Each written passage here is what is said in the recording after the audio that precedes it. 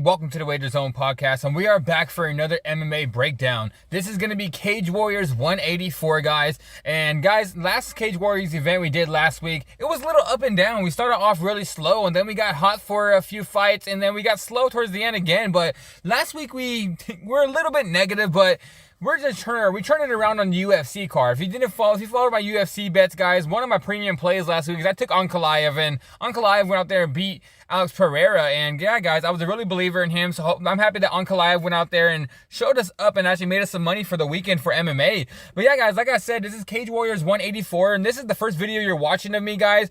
Like the video and subscribe to the page. It's not that hard to click that thumbs up. Just click that thumbs up, guys. It helps me generate more people to my videos, and I would really appreciate for the like and the subscribe, guys.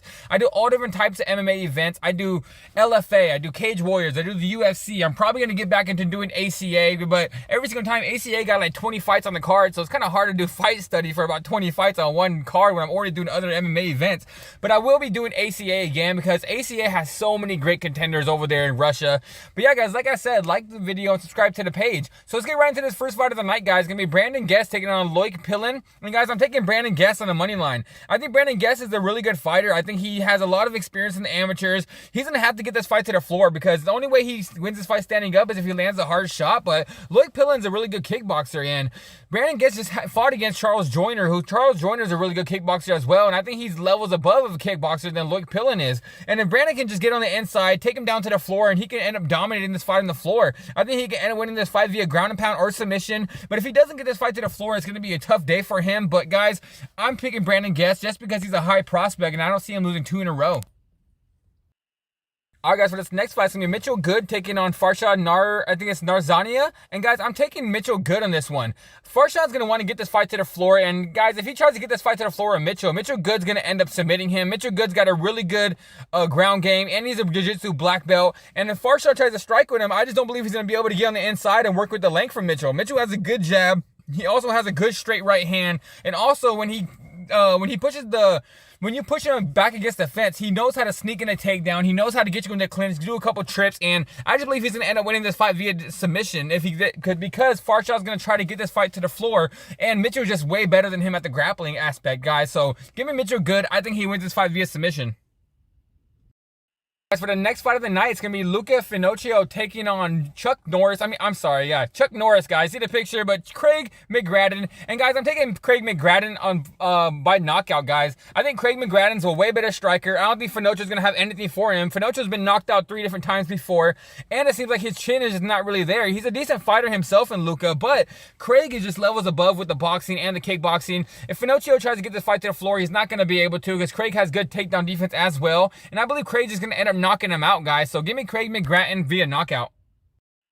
Alright, guys, this next fight's going to be Neil Ariano taking on Danny Hartwell. And guys, I'm taking Danny Hartwell at the moment. I'm going back and forth on this fight at the moment, but I'm going to be taking Danny Hartwell. I think if Neil tries to get this fight to the floor, I don't believe he's going to be able to. I just think Danny Hartwell, even if he's on his back, is just way better at jiu-jitsu. He's one of these jiu-jitsu masters that every single fight he wins is by submission. And if Neil doesn't keep this fight standing up, which he tends to like to get in the clinch, he tends to like to try to take guys down. If he takes down Danny Hartwell, that's going to be a bad game plan for him. And I just believe that's the game plan he's going to come in here with. Even if he tries to strike with Danny Hartwell, I just think Danny Hartwell's going to end up getting a takedown himself. I'm a big believer in this guy just because he has really good jiu-jitsu, and I like his interviews. This guy's a pretty funny dude. Like I said, I just think Nail's going to come in here with the game plan of trying to get this fight to the floor, get it in the clinch, and that's not going to be a good spot for him. So give me Danny Hartwell. I think he's going to win this fight either by decision or submission.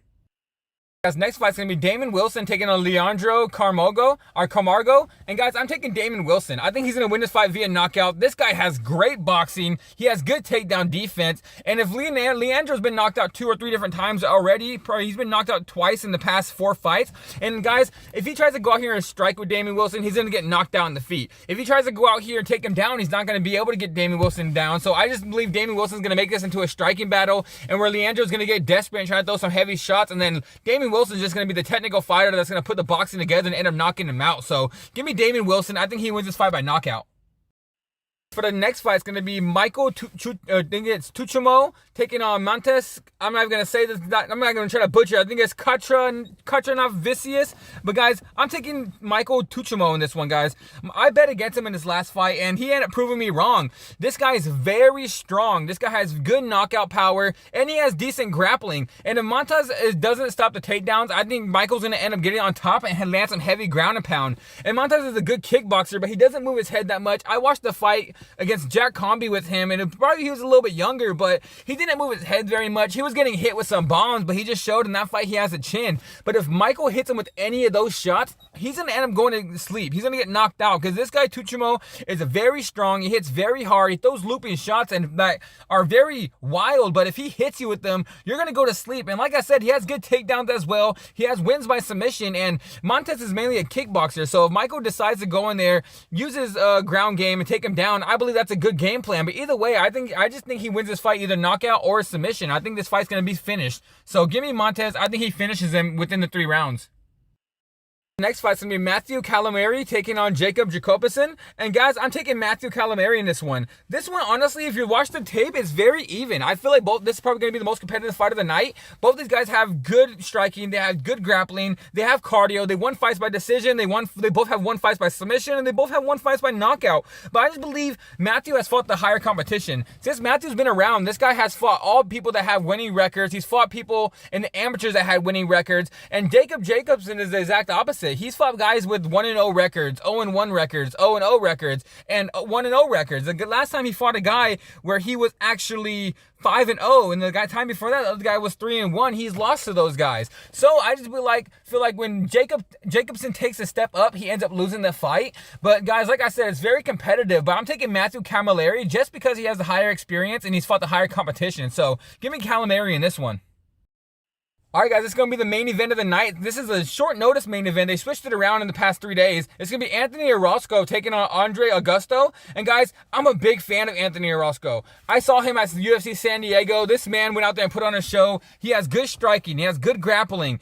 I think he's one of the future of MMA. He kind of reminds me, not as good as this guy, because I don't know if Anthony's going to be a champion, but he kind of reminds me of the prospect Cage Warriors brings up, kind of like an Ilya Topuria recently, where this guy has good boxing. He has good grappling. He will stop the takedowns. If he wants to strike with you, he's going to end up knocking you out. And if you take him down, he has a good guard game where he can submit you as well. But I do believe Anthony Orozco is going to keep this fight standing up. I think he's going to show his striking off, and I think he's going to win this fight by knockout. And I think it's going to put a lot of eyes on him of Cage Warriors. I can see Anthony being in the UFC in the next 1 to 2 years, or maybe even getting a Contender Series fight after this one. Because like I said, guys, I'm a big fan of Anthony Orozco. He has legit skills everywhere, and I think he's the future of the MMA sport. So give me Anthony Orozco. I think he wins this fight via knockout.